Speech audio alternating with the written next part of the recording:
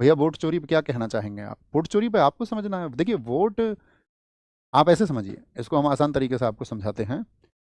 अ, आपने फसल बोई, तो जब आप फसल बोते हैं तो आप चाहते हैं ना कि फसल अच्छी पैदा हो। अच्छी फसल पैदा हो इसके लिए आप वर्ष भर मेहनत करते हैं, आप चाहते हैं उसके कुछ नतीजे आए।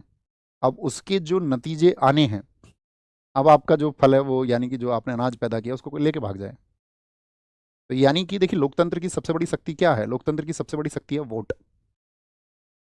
और सबसे बड़ी शक्ति यदि वोट है और उस वोट को चोरी कर लिया जाए, तो यानी कि आपकी शक्ति आपसे छीन ली गई है।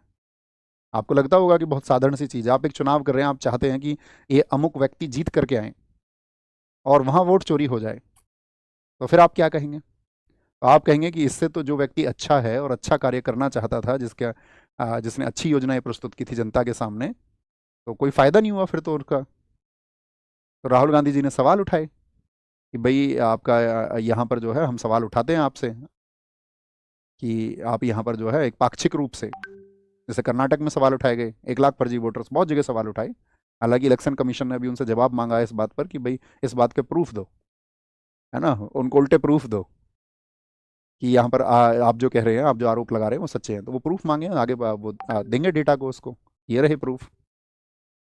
और उपचुनावों में आप देखिए, अभी जो सब इलेक्शंस होते हैं तो उनकी हकीकत तो सबके सामने है ही।